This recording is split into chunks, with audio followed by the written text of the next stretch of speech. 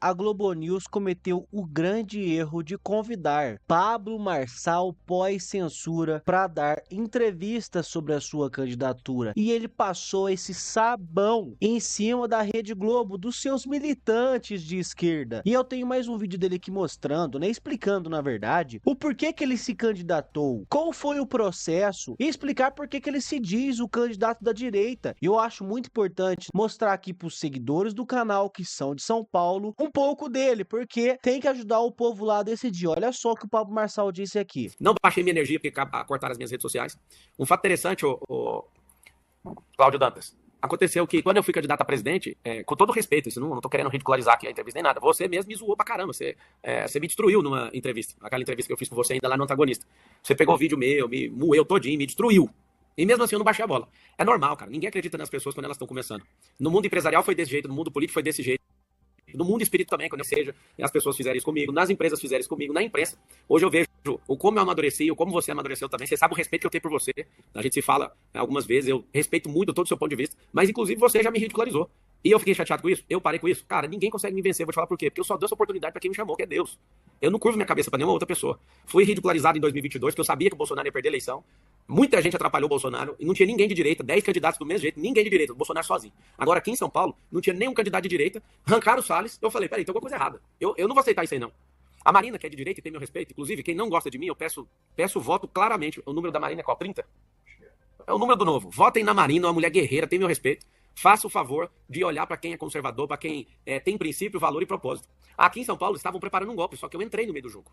E aí que tá o detalhe. Estou cercado. Tudo contra mim. Eu tô pensando, o número dela é 30, cara. Vota nela. Responde a pesquisa no nome dela. Peço encarecidamente pra honrar ela, que ela é uma mulher direita, uma mulher guerreira e tem meu respeito absoluto. Então aqui ele traz claramente que ele não ia se candidatar, pessoal. Ele estava confiante de que Salles se candidataria e ia vencer as eleições. Mas após o Valdemar Costa Neto, líder do partido do Bolsonaro, sacar o Ricardo Salles e falar que ele não seria o candidato, o Pablo Marçal se revoltou e entrou no meio do jogo, porque realmente parecia ser um golpe do PL do Valdemar, né? Algum esquema que ele já teria ali combinado com a oposição, com a esquerda, com o centro, de que Ricardo Nunes seria o prefeito novamente. Mas o Pablo Marçal não quis aceitar isso. Mas o Bolsonaro aparentemente teve algum acordo com o Valdemar e acabou apoiando o Ricardo Nunes. Nós não sabemos, ainda não ficou claro tudo isso. Mas o Pablo Marçal traz essa explicação. Aí, para também trazer o contraponto, o Salles também explica o que aconteceu lá e fala um pouco sobre São Paulo. Olha só. Olha, deixa eu fazer aqui uma defesa, porque eu entendo as pessoas estarem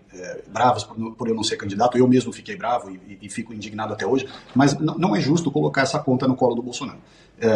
A situação do presidente Bolsonaro é uma situação de alguma fragilidade, né? Quer dizer, ele saiu da presidência da República em razão de uma série de perseguições que continuam sobre ele. Quer dizer, o cara responde processo até porque andou de jet ski perto da baleia. É uma coisa inacreditável. Tudo que ele faz, né, fica mudado, exagerado, fustigado ao extremo. Então, é preciso compreender que a capacidade, o poder de fogo político, né, no sentido político, ele não é ilimitado. Ele não é mais presidente da República, ele está dentro de um partido que tem muita gente que é do sistema, que tem muita gente, inclusive na cidade de São Paulo, a aliança com o Ricardo Nunes é uma aliança totalmente pragmática, de gente que já estava. Nesse aspecto, eu preciso reconhecer, esse pessoal já estava com o Ricardo Nunes, né? Há membros do PL que tem lá 2 subprefeituras, uma secretaria, ou pelo menos uma secretaria, tem nacos da administração do Ricardo Nunes. Então chega uma hora que também o Bolsonaro, por mais cacife político que ele tenha, ele também não pode entrar numa guerra fraticida com o Valdemar, porque foi o Valdemar, não é o Valdemar que é o presidente do partido, de fato, o Bolsonaro é presidente de honra apenas, então é preciso também compreender que ele pode muito, mas não pode tudo. E o Valdemar forçou a mão até o final. Nós tivemos uma reunião, Bolsonaro, eu, Zuco, Mário Frias e Valdemar, nós 5, em que o Bolsonaro falou para o Valdemar, falou, eu quero o Salles candidato, tá certo? O Valdemar falou, não, vamos ver.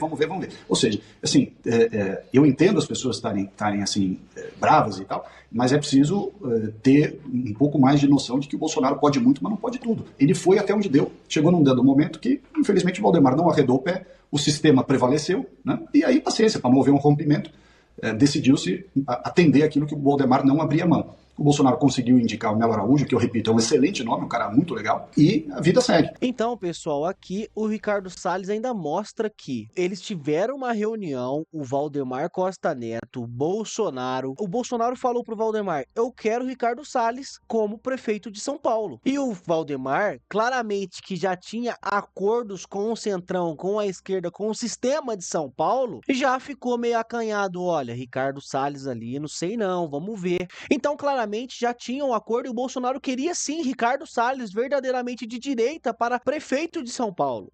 Então, vocês veem que o Bolsonaro nem sempre quis realmente o Ricardo Nunes como prefeito. Ele até disse numa entrevista esses dias para trás, ele elogiou o Pablo Marçal falando que ele era muito inteligente e também apontou que o Ricardo Nunes não era o candidato perfeito. Não era o candidato perfeito, fazer o quê? Um acordo tal, ele tem que apoiar ele. E ficou por isso mesmo. Então, que fique bem claro tudo isso para o povo de São Paulo. Pode ser algum esquema do Bolsonaro, ele quer mesmo Ricardo Nunes, vamos confiar no capitão, vamos votar no Ricardo? Tá, é um ponto de vista, mas... E esse outro lado de que o Bolsonaro queria o Ricardo Salles, o Valdemar não deixou, forçou o Ricardo Nunes, aí Bolsonaro elogia o Pablo Marçal, depois volta atrás, porque ele tem um compromisso com o PL, com o Valdemar, entende todo esse jogo político? Eu também já fiquei ali meio revoltado um pouco com o Pablo Marçal, quando vi uma foto dele com o Moraes, né, quando ele deu umas farpadas no Carlos Bolsonaro, mas ele tem muito respeito pelo Jair Messias Bolsonaro. Então, e ele representa bem os valores da direita. Então, assim, pessoal, tá um jogo muito difícil mesmo. Mas que fique bem claro aí para todos, para que ninguém tome sua atitude sem saber, né? Tome a sua decisão de voto sem saber tudo o que está acontecendo. E, pessoal, vocês estão acompanhando as queimadas que estão acontecendo no Brasil afora.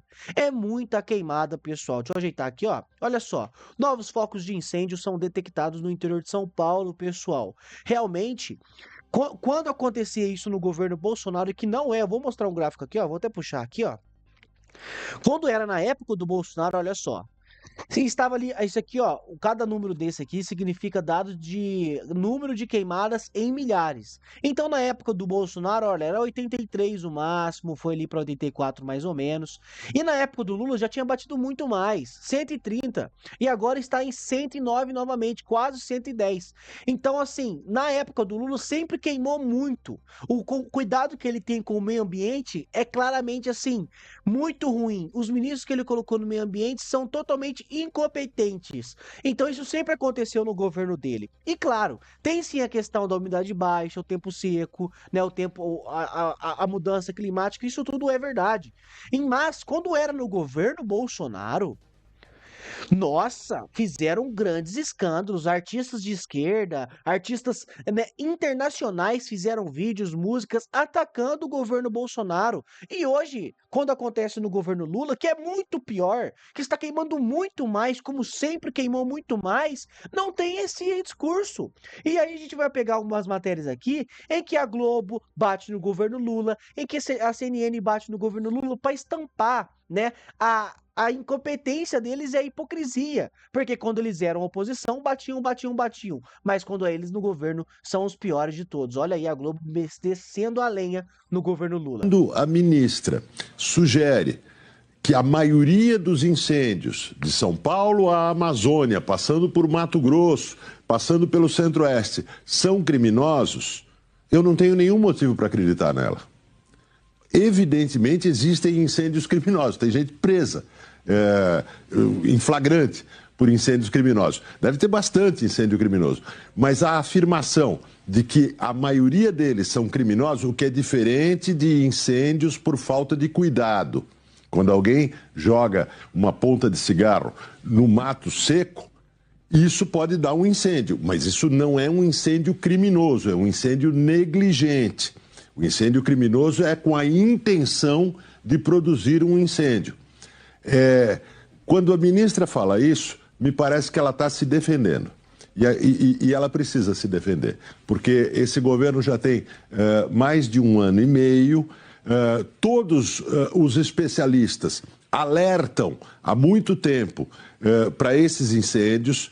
Sabia-se que a seca desse ano seria prolongada e muito propícia a incêndios, mas nós não temos nada parecido com uma coordenação nacional de combate ao fogo, que coordene vários ministérios, inclusive o Ministério da Defesa, para levar os aviões, né, que são fundamentais no combate ao fogo na Europa, por exemplo, e que coordene os vários entes federativos, o governo da União, dos estados e dos municípios. E agora nós temos uma reunião de emergência no Palácio do Planalto. Essa reunião de emergência devia ter acontecido há um ano, pelo menos.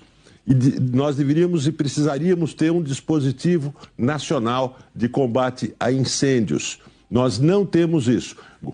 Está na hora de falar um pouquinho da inação criminosa do Ministério do Meio Ambiente no combate ao fogo no Brasil.